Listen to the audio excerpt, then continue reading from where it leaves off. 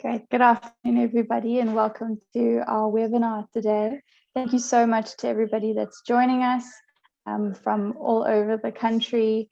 We are very excited about the second part of our series, where we were looking firstly at the impact of COVID-19 on the local retail furniture sector and what that could mean for the next 12 months. And now today we're going to be unpacking the global retail growth drivers in the sector, because we know that growth yields opportunity, and returning to growth is super important and vital for the health of the local furniture value chain. So today's webinar, we're going to be looking at the global retail growth drivers and their supportive value chain strategies. And we have our esteemed panel who are going to be debating some of these growth drivers with us today. Before we jump into it, I'd just like to draw your attention to the Q&A function at the bottom of your screens, as well as the chat function. We really encourage you to engage as much as possible with the content, so please feel free to use the Q&A. You're also able to upvote questions if you feel like they are the most relevant to the answers that you would like to get. We'll try address some of those questions throughout the session, but we have allocated time at the end of the session for Q&A as well. So please, I really encourage you. This is a very unique opportunity to ask a retailer and retail analyst some questions. So please use that function. And again, you can use the chat function as well. Alrighty, so just a quick thank you to our funders, who without them this wouldn't be possible. I'd like to say a big thank you to the Sector Programs Unit from ethekwini Municipality, as well as Trade and Investment KZN, who funded the research that we are presenting to you all today.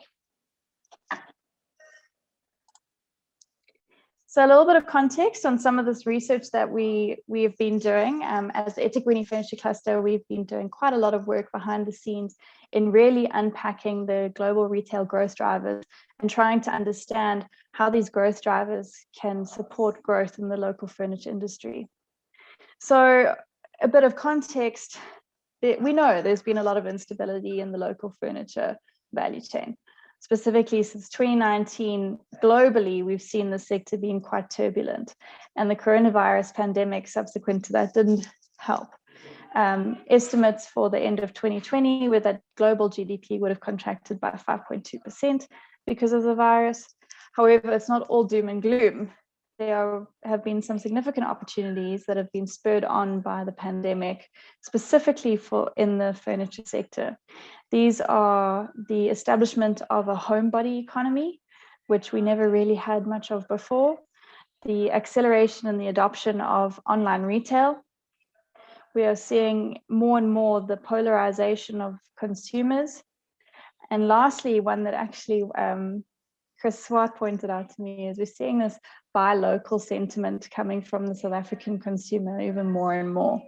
And these are all fantastic opportunities, not only for retail, but for manufacturers. However, to unlock these opportunities, retail needs to look back at de-risking their supply chains, revisiting their supply strategies, adopting best practice in order to access some of these opportunities. And we know that South African retail is predominantly dominated by low-cost mass market players, but all of these retail players need to unlock growth. However, the challenge with them being predominantly low-cost mass market players is that means that our local manufacturers are often needing to compete on price, which has been a challenge historically for local manufacturers and will continue to be a challenge unless steps are taken in the manufacturing space to upgrade. Despite this, there are non-price related strategic advantages that can be leveraged by local manufacturers. The first being natural speed advantage against international players. So there's proximity to market. We've got really strong labor governance laws, meaning that our product is ethical. And there are numerous supporting strategies, supportive institutions across the country that are able to provide upgrading opportunities. It's just a matter of those being leveraged by local manufacturing. So we've got retail opportunities, we've got manufacturing opportunities, But the key to unlocking all of that is by really understanding and aligning with global best practice and implementing that best practice throughout the value chain. And that's what we will be discussing today. So without further ado, I'd really like to introduce you to our panel. We have Chris Swart, who's the head of business at TFG at Home, and we have Chris Gilmore, who is a retail investment analyst. And they are, don't get confused, they're both called Chris, but both unique in their own way and have some really interesting contributions towards this topic. Before we jump into the panelist discussion, I'd just like to highlight that this report that we are discussing is available to our cluster members and can be accessed through our SharePoint portal. If you are not a member and would like to become a member, you're welcome to contact us, and we can provide our contact details at the end of the webinar for you to get hold of us and access that report. Great, so Chris and Chris, thanks for joining me. Pleasure to be here. Both Chris's, I mean, we've discussed some of the growth drivers that have come out of our research findings, and we investigated 3 of the largest global furniture retailers out there. Many might have never heard of before. So these were Natori Holdings, who are a Japanese furniture huge company who dominate the Asian market.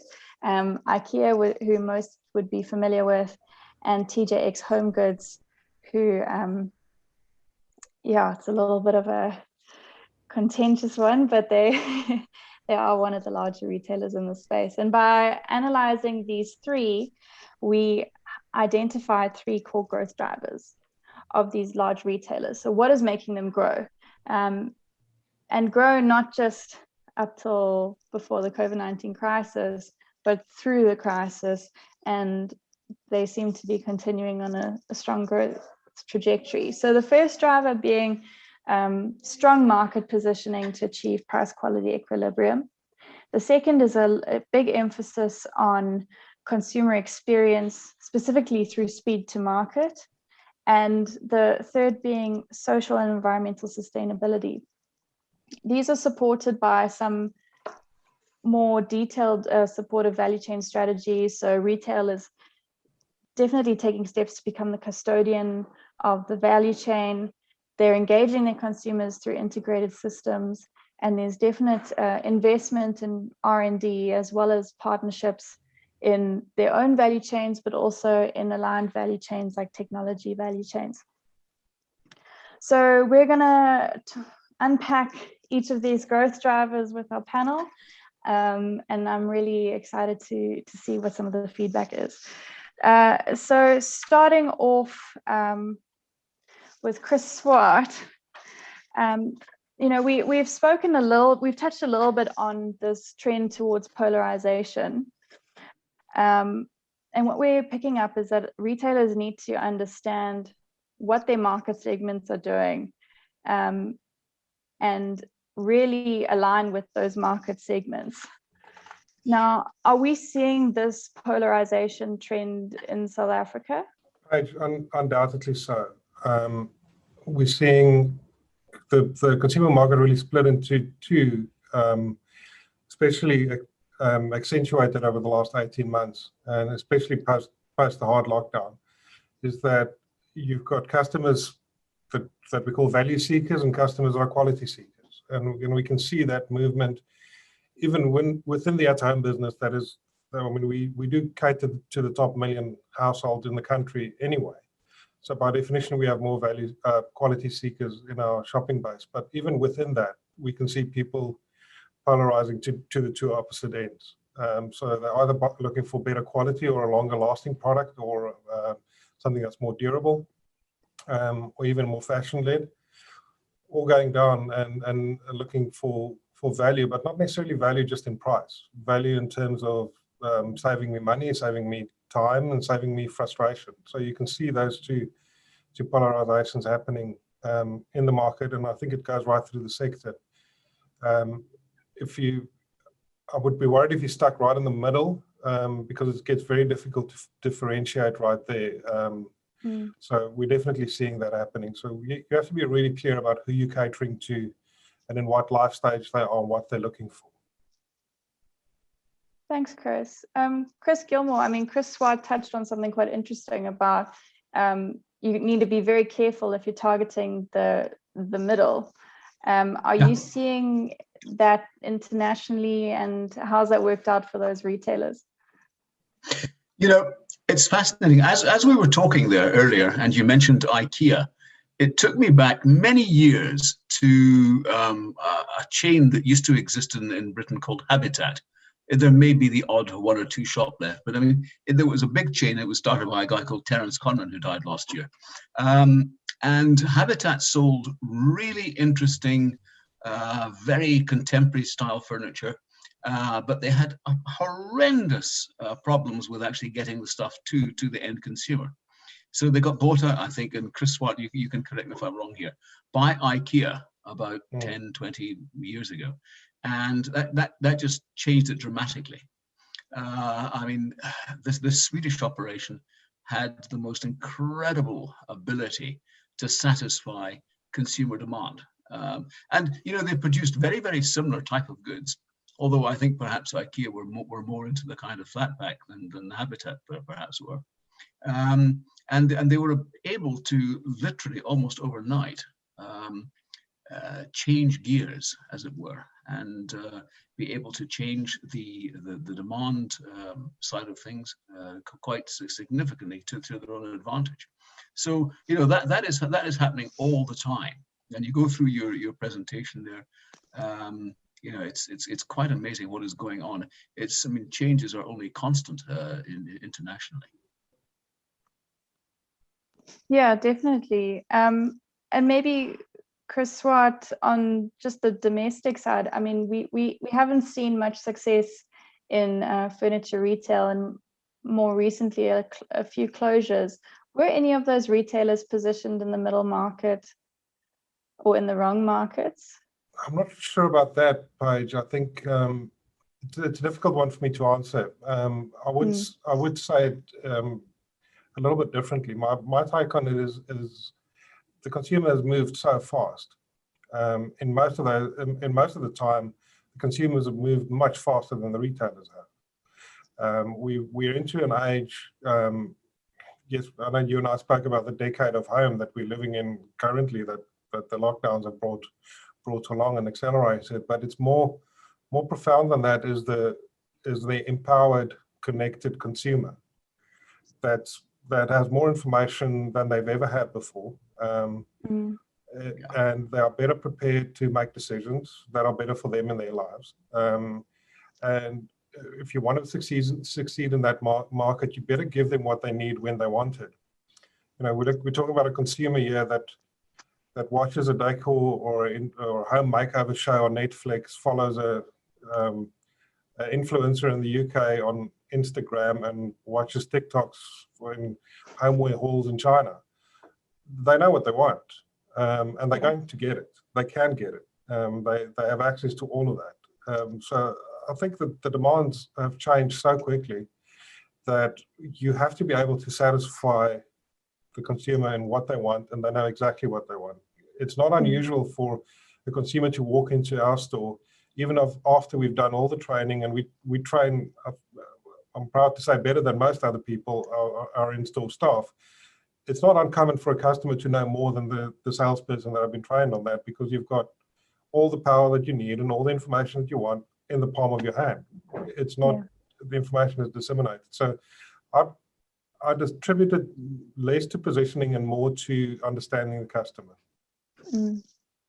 And Paige, you know, I think that's fascinating, because I think we discussed this some time ago in one of the other presentations. I think if I go back, many years ago, to an investment analyst presentation with JD Group, the finance director at the time said, you know, if it wasn't for this pesky furniture, we could make much more money, because their focus was really on the financial services side of things, just pushing stuff out, pushing volume out. They couldn't have cared less what the product looked like, how durable it was, how stylish it was. And to an extent, to a very large extent, the consumer was getting what that company and all the other companies like Everest or whatever were shoving down their throats. And I think it's only since the advent of the likes of At Home with TFG, with Mr. Price Home, and many others, well, not many others, with quite a few others, Loads of Living and Truewoods, that you've had a sea change. These guys have listened, as Chris Quart is saying, to what consumers are actually wanting. And it's not really all about what people can buy in terms of affordability every month. It's about what they really want. And I think this whole COVID thing has exacerbated that situation. It's made it far more relevant. People are wanting stylish furniture. They don't want the same stuff that all the friends have got. They want to be able to differentiate themselves quite considerably. Yeah. Absolutely. And I'm sorry, Paige, if I can add to that. The reality is customers in South Africa have access to buy anything that they want from all over the world. It's just a question of how long you want to wait and what the duties are, the inconvenience or the frustrations you have to go through with getting the stuff through the post office and customs, etc. But you've got to be really careful on the product that you offer, because it's not just about the product. It's about how the customer wants it. And in there's a massive understanding. I think for me it's tremendously exciting because I now have real-time access to information on what customers want today and want tomorrow. I mean, all I have to do is follow them on Instagram, right? They tell me all the time. Yeah. So I think with the audience that we have today, with specifically focused on manufacturing, there's incredible power in there. If we can have manufacturers focusing on what consumers want, the cycle and the time can we just compress so much to get the customers exactly what they want when they need it. Yeah. Yeah, that's very interesting. But they obviously must come with some trade-offs, right? Because the customer might want what they want, but at what price? So yeah, that's an interesting challenge. And yeah, Chris Gilmore, we're seeing these international retailers who are aligning with mass market, still providing some degrees of customization to their customers, and able to make considerable margins of their product. Is there a trade-off between growth, servicing the customer, profit margin, and why aren't we able to realize that in South Africa? I think that comes back to ultimately it redounds to the ability of the buyer in the various chains. Are they able to go out to manufacturer and say, right, these are the specifications, this is what we want, this is what we need. Now look, don't mess me about it. Give me the quality we need. And I don't want to have to come back and send back stuff to you because of customer complaints. It's got to be up to scratch, and so it's got to be of a certain quality, and but at the same time it's got to be at a reasonable price. And currently, well, up until very recently, you could only really do that in volume with China. And of course, that has been changing over the years. I mean, now they've been outsourcing to places like Vietnam and Bangladesh and whatever. But this, I suppose, leads on to the whole bit about onshoring and localized supply chains. But again, the same parameters are going to apply. You have to be able to offer the end consumer, even if he's going to pay a little bit more, and I stress a little bit more, the same degree of quality that he's currently getting from those factories, those outlets in China and in the Far East generally. I think within that, there's enormous opportunity as well. And I think the biggest opportunity for local manufacturing right now is just having a look at the surge in freight costs out of the Far East to South Africa. I mean, a 40-foot container high cube went from around $3,000 to $9,000. Now, if you have to add 150,000 Rand in shipping costs on top of a 40-foot container, it's not cheap to import from China anymore. so there's a cost advantage there that you can compete with, because if you're trying to import mass volumes at low prices out of China, I'm not sure if those cheap shipping rates that we've seen for the last 15 years will come back anytime soon. So I think the localization is, as much as it is it certainly has been a choice for TFG the last couple of years to do that. Right now, it's not so much more of a choice anymore. We have to do that, which brings great advantages to the country, of course. Yeah, and I think that leads to the next question is, I mean, we're in a position where retail does need to look into localization, but you've got to find manufacturers to localize with. So what does manufacturing need to do in order to assist you in that space? I mean, we've just talked about there's some trade-offs, there's a need for some specific price points, and there's a reason why those products have been outsourced up till recently. So what needs to happen in the manufacturing space? It's actually more simple than that, Paige, is retail will localize.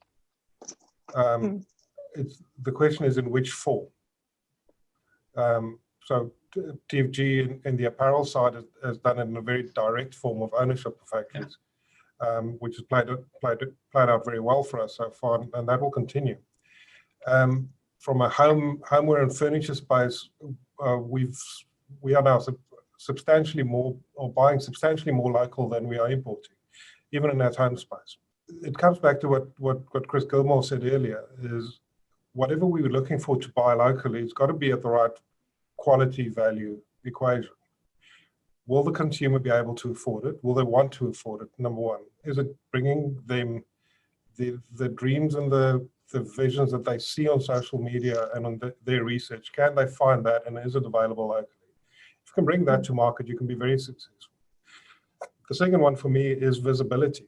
If I'm looking at, for example, a side table trend, or side table with marble inlays, etc. There's no such thing as a decision that we want marble side tables and I want to buy it in South Africa. The question is, we want marble side tables. How can we find a manufacturer? And we will go, water always flows to where the least resistance is, right? So we will go to where the least resistance is, whether that's price, speed to market, accessibility, visibility, whatever that is. So the question is, how does the local supply chain make itself more visible and open towards what's happening and towards the retailer that's looking for it to bring it to customer? I think Chris Swart makes a great point. There's an awful lot more going on in the manufacturing space than we perhaps understand or give credit for. There's a professor in Cape Town called Professor Haroon Bharat. I don't know if you're familiar with his work. And I sat in a presentation that he gave 3 or 4 years ago at an ABSA consumer presentation in Cape Town. I was utterly gobsmacked by what South Africa produces on the manufacturing side. And I mean, his view is very simple. You can change what you do. You can move the manufacturing process in little incremental steps, from shirts to blouses, for just to use a fairly inane sort of example. But within the furniture space, as Chris Swart says, if you're making side tables already, chuck in a bit of marble. Do a little bit of this, do a bit of adaptation. And the only thing that's going to limit that is imagination. And obviously, in terms of the actual amount of money that's involved, in terms of investment as well. But if enough investment goes in, if there's enough imagination and innovation around, which I think the South Africa has plenty of, then I think undoubtedly necessity is the mother of invention, and South Africa is going to come to the party in manufacturing in huge dollops. Great. I'm going to have to move on to the next growth driver, but it's been a great lead-in because we're actually discussing consumer experience and the need for agile retailing and the emphasis on understanding what the consumer needs. So we know that we're moving away from this just-in-time type retail to just-in-time experience. So the right product at the right time for the right person in the right market. And obviously there's a need for technologies and other types of engagement with the consumer in order to achieve that. So maybe if I can just quickly ask Chris Swart, are we seeing, I mean, we've touched on it already, but are we seeing consumer experience becoming more important in South Africa? Yes, we are, no doubt. Just going back to your just-in-time, I heard recently with the shipping challenges out of everywhere to the east, we're moving from just-in-time to just-in-case at this point in time, because we just don't know how often the ship will sail past Durban or the ship will sail past Cape Town at the moment. It's getting quite tricky. So yes, I think consumer experience is often misunderstood though. Experience in retail, offering experience to customers doesn't necessarily mean you put a coffee shop in a store, or you do something revolutionary in store. Sometimes experience is as simple as doing what customers already expected from you. We're operating in a world where experiences have become brands in themselves. Just think of Airbnb. Yes, it's a brand, but really it's an experience that's become a brand. And I think that's the understanding that needs to happen. Paige, I told you the story. At the end of 2019, I was in a factory in Poland, just doing research to see what they're up to. And I stood in a factory that produced 250 couches a day, all of them made to order. So there wasn't a single stock item being produced in the factory. And all of those products were made to order for customers in the US with a 40-day lead time from placing an order to getting a fully customized couch delivered to their front door. I'm thinking about the 6 weeks, right? And that's a supply chain based across the Atlantic Ocean. Now, certainly within South Africa, the time when you have to produce a made-to-order anything in a time period of 6 weeks, when you can get your groceries in 60 minutes, it's just not acceptable anymore. Yeah. So I think the time period has been compressed. The expectations are high, but they're also well known.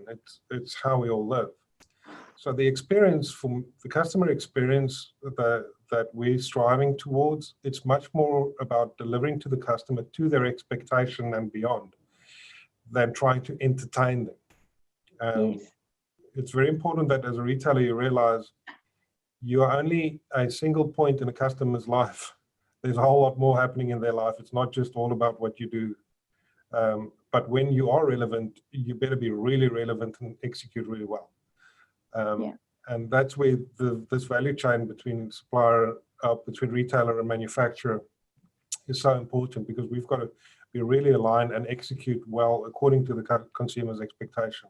And within that lies the opportunity. It's not technologically dependent. It's understanding humans and then applying technology towards that. On that, Chris Gilmore, I mean, are we seeing any types of technologies that are being used to predict these trends and to assess, the human behavior and influence on buying? One of the most basic things that you find in terms of execution, leading on from what Chris Swart has just said, in terms of the execution, is knowing what stock you've got in your stores. And I watched the TFG presentation a couple of months ago, where Anthony Tunstrom made mention of RFIDs and radio frequency ID tags. Now there, and I think Paige, we were chatting about this the other day, there you can do as many stock counts as you want. And you can do, instead of having 3 or 4 stock counts a year at 70% accuracy, you can do one a day at 100% accuracy. You can know at any point in time what you actually got, where it is, how relevant it is, how current that stock is. And so you can confidently let the customer know precisely what you've got and what you're going to have. So I think, TFG leads the pack as far as I'm aware. I don't think any other retailer in South Africa and very few others in the world are actually using this kind of technology at this point in time. I think it's an expensive technology, no doubt about it, but I think it's well worth it in terms of this type of benefit that comes through. And that's just one example of the kind of technology, that can be used to the benefit of the consumer. There's just so much of it around that. It's moving at an incredible pace. Yeah. Can I give another example, Paige? Yeah.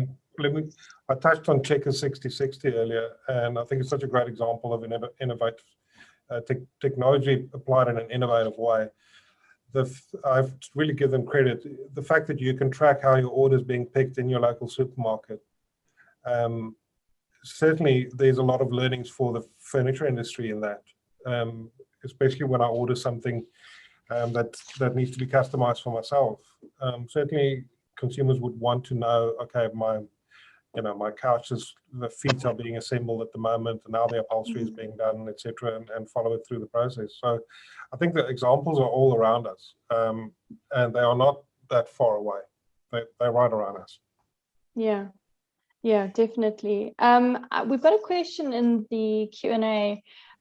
Someone is asking, a lot of the concepts we've been talking about can appear to be more achievable for larger firms.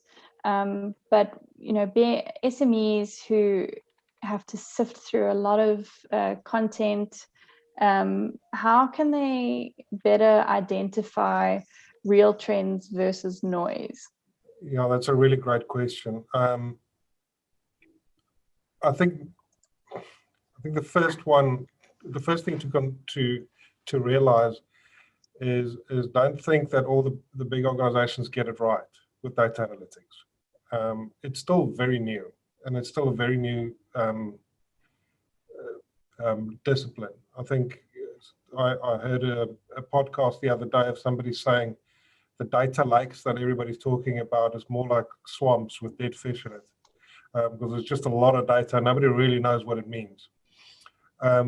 My advice would be focus small, focus on a representation. And normally simpler is better. Focus on a number of users or a number of groups of users on whichever platform you want, and really get to understand that tribe, what they are into. I really think it's that simple. I wouldn't want to make it too sophisticated. There are some software packages and some web services that you can purchase on a subscription model that claim to be giving you a lot of market intelligence. But I would practice it myself first before looking at a service like that for a smaller business.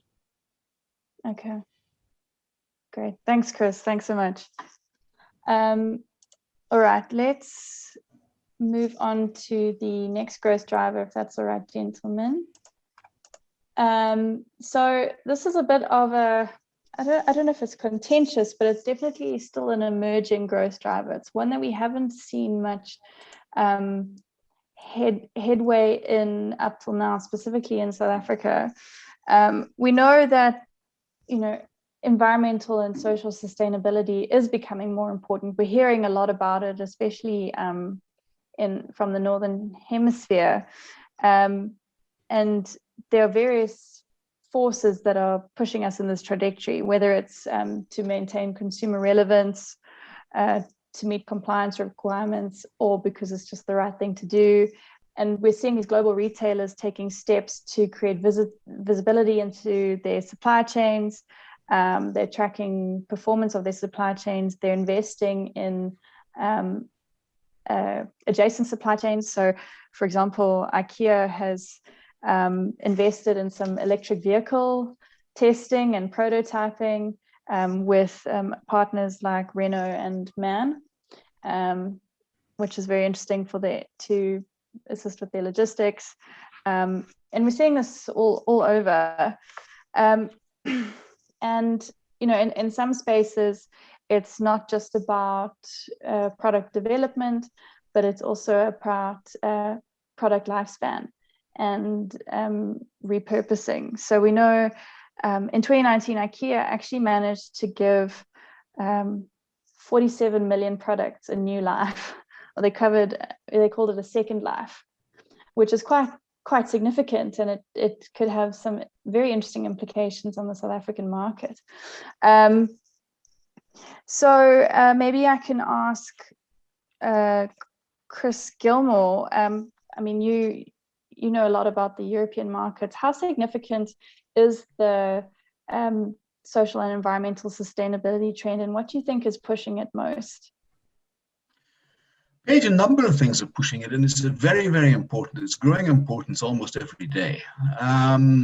And you know, I suppose at the end of the day, if corporations don't adhere to this type of thing, then you're not actually going to have an industry worth talking about. I was at the CFA conference a few years ago when Anne Richardson of trying to think what the organization was. She actually made the comment and talking about ESG and this type of thing, that if corporates don't start doing it, they're going to have it forced upon them anyway by regulators. So you know, there's a kind of push and there's a pull, and you need to be cognizant of that. I remember many years ago talking to Raymond Ackerman at Pick and Pay, and on this type of subject, not exactly the same thing, but you know, Ackerman was always talking about enlightened self-interest and doing good is good business, and you know, it's all part and parcel of the same thing. And I think today, you know, if you sat down with Raymond Ackerman or his successors, and especially Gareth Ackerman, he tell you exactly the same thing, that social and environmental sustainability isn't just a buzzword. It's not just something that's it's nice to have. It's becoming more and more an absolute essential. So you know, it really needs to be taken far more seriously by so many players. And you make some very interesting points there with IKEA. You know, repurposing old old furniture. You know, stuff that a lot of people otherwise wouldn't want. And I think we mentioned the other day, I mean, the UK is a terribly wasteful society. And hopefully that's going to change. Europe, I think, is a much more green type of environment altogether. And certainly the European Union has got an awful lot more in terms of regulations. A lot of them are kind of irritating, and there's no doubt about it from a corporate perspective. And some of them are perhaps seen to be just a bit over the top. But I think, generally speaking, it's been a force for good as far as environmental sustainability is concerned. Thanks. And Chris, what are we seeing this sort of filtering into the South African market? Yes, we are, Paige. I think a number of things made it more visible and brought it to the forefront. And I'm not necessarily talking about things like Greta Thunberg and etc. It's more crises closer to home. You know, for living in the Western Cape and with the water crisis we went through, we got a whole lot more aware. We are a whole lot more aware today about the water we use, etc. So what is the water usage that we're using in the manufacturing process in South Africa? We're a water scarce country. How are we actually making this? Just as an example, I think it is great. Green business is good business. There's no doubt about that. It's been proven over and over again. Whether it's consumers telling you that they're refusing to take single-use plastic, or questioning why is there so much single-use plastic in your store, and does this thing really need 6 layers of packaging before I get to the actual product? Or it's a much more basic level in South Africa is that I think our first social sustainability objective is the preservation, number 1, and the creation, number 2, of jobs.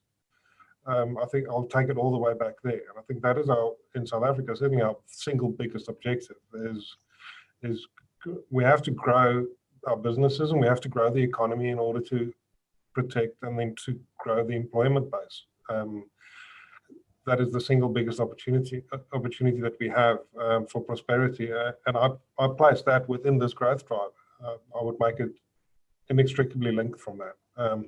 I really like what IKEA is doing with the second life of their products, especially with the at-home customers. We often arrive at a customer's home and they say, well, thank you for the new stuff. can you take the old stuff away? I don't know what to do with it. It's become a hassle. Now you have to organize another truck. There's a circular economy right there. And for me, a recycled furniture industry in a country where the majority of people live below a certain line of poverty, certainly there must be an opportunity there for us to give second life to use products that not necessarily anything wrong with it, or repurpose it or retransform it into something else. Yeah, definitely. Just a quick one from the Q&A. Someone's asking, do you think that regulation, harder regulation is coming to South Africa that's going to force retail and manufacturers to make sustainable changes? I'm not aware of anything specific, but just reading the lay of the land, there probably is coming. Yeah, I think it's got to happen. It's got to be a natural corollary to what we've been talking about. It's been happening all over the world. There's no reason why it shouldn't be happening in South Africa. And it's got to happen at some point in time. Yeah. Maybe back to you, Chris, is, we've spoken, there are so many sustainability opportunities, but none of us can call ourselves sustainability experts, nor necessarily R&D experts or great inventors. And there's definitely a need to access that information, because as you and I had discussed before, you only know what you know. So what do you think needs to happen in the value chain in order to understand what type of sustainability opportunities exist, and then to take advantage of those? Well, I think there's a wealth of information and fantastic new research coming out on materials, new generation materials that we could investigate to use in the manufacturing.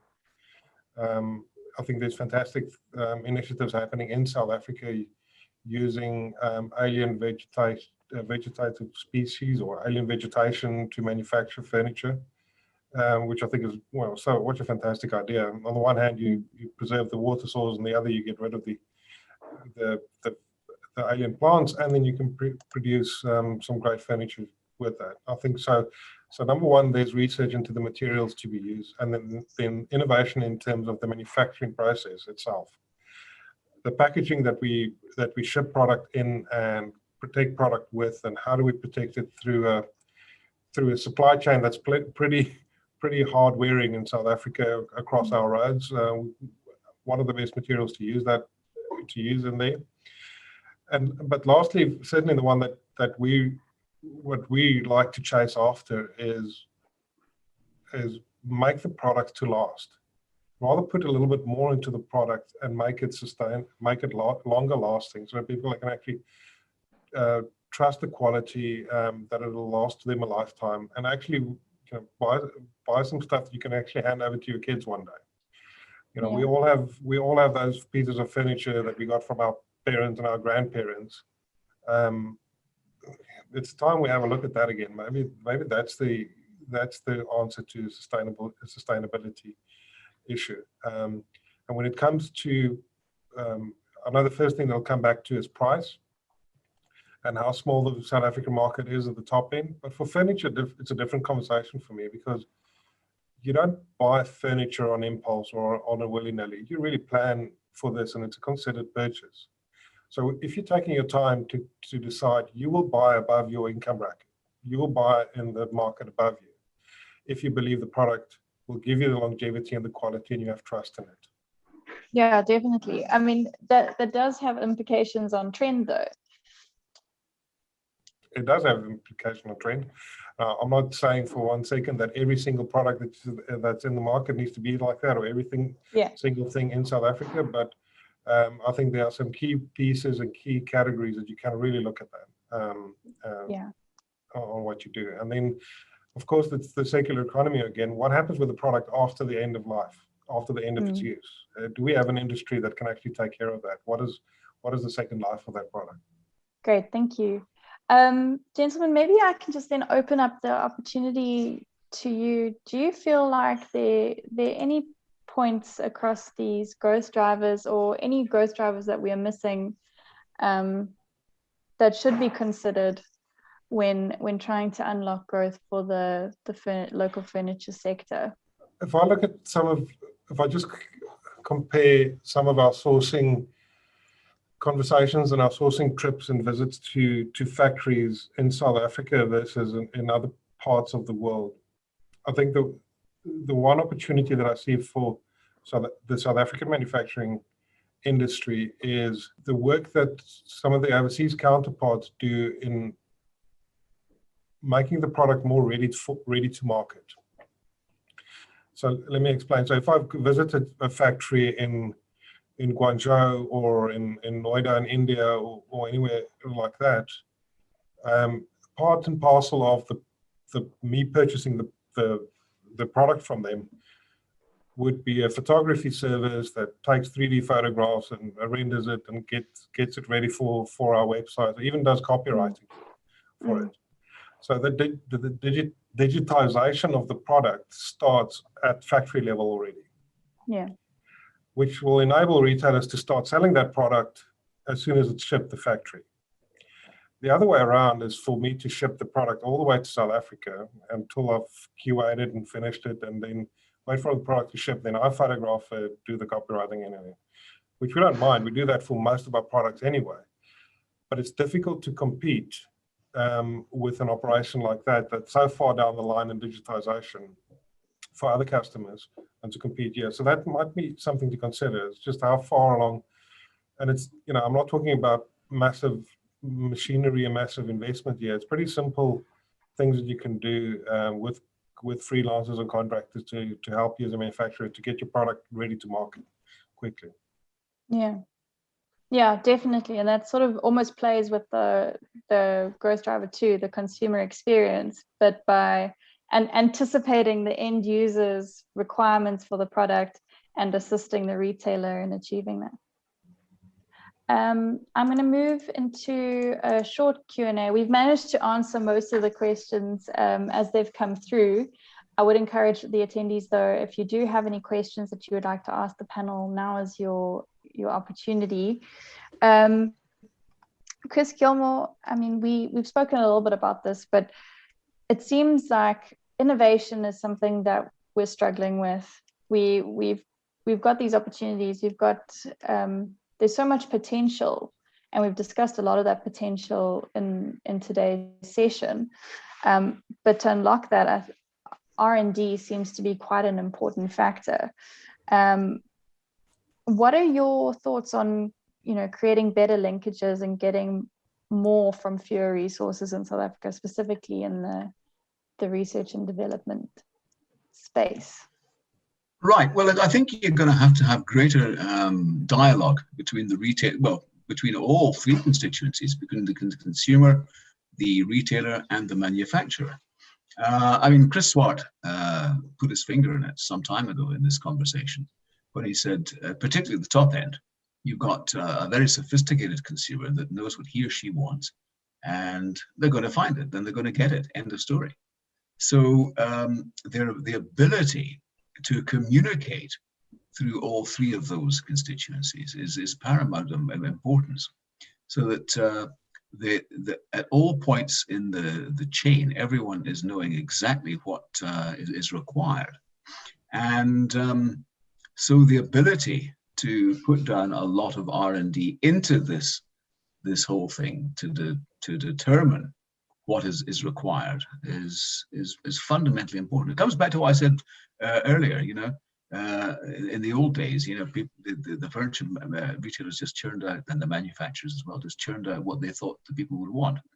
But I think it's only by listening and putting a lot of money and effort into listening to people properly and getting that discussion going to find out what they really want and at what kind of price, you're going to get the desired end product. So I think that really is fundamental in this whole thing. You can put as much R&D into designing the perfect product, but if people don't want it, they're not going to sell it. Yeah. Chris Swart, we've spoken a lot about market positioning. Does this apply to all markets, or are we seeing it being more specific for the higher end market versus the low cost mass market? Well, I mean, I'm talking from my perspective in the market positioning of our own. But I think it would be a mistake to assume that the lower end market is not as connected as the high end market. I think it's as connected and as aware of what's going on in the world and global trends as any other part of the market. So the awareness, the knowledge, and the trend following that happens there across the whole market is absolutely profound. I'm not sure whether it happens there. I mean, it might happen to greater or lesser extent. I'm not quite sure to do it, but the opportunity is right there throughout. Yeah, great, thank you. We're getting some Q&A questions coming through now. Chris Gilmore, a question for you. What percentage growth rate in furniture sales do you anticipate for 2021? If I use Lewis as a proxy for this, because it's the only listed retailer, it's the one where you're really getting any kind of discovering or transparency at an actual furniture level, furniture retail level, then I suspect there you're probably looking at high single digits for this year. But much of that depends on what happens in the broader economy. So, for example, if you have a vaccine rollout not taking place until the second half, which is the most likely scenario, if you have a kind of hybrid situation as far as the homebody economy is concerned, probably persisting well into this year and maybe even to next year, that augurs well for furniture retail, and I suspect that could impact more positively on the outlook than what I've just put forward. So if you look at Stats SA and you look at their figures, they're currently running at about 7 to 8%. I guess that could ramp up a little bit because at this point in time, if you'd asked that question literally a couple of months ago, I would have said, well, things are going to look pretty bleak after January, and relief programs are going to have expired by then.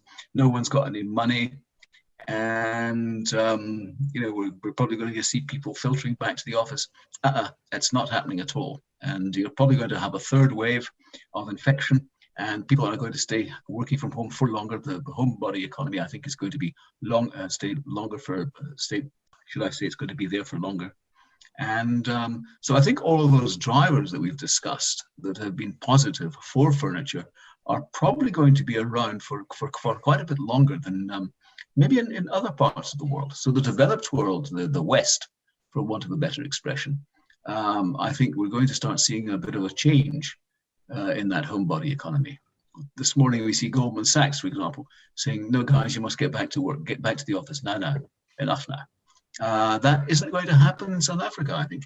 Yeah, at best, you're going to have a hybrid, working from home, working from the office, but predominantly working from home for quite some time to come.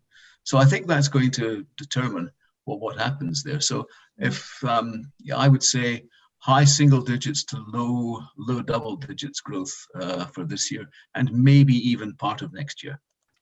I completely agree with that. I mean, I just look at the amount of commercial real estate buildings being converted into living spaces, and I see a whole new market coming along there. And those places have to be filled up with things to live with. So I'm excited about that.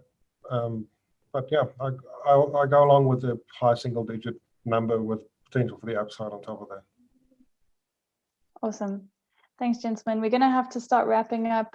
We are aware that there are some additional questions here, so we will chat to the Chris's following the webinar to try answer those. And when we send out the précis, we'll answer those questions for you. So thanks, gentlemen. Really appreciate it. We'll do a proper thank you now, but just to give everyone a quick insight into what the ethekwini Furniture Cluster is up to.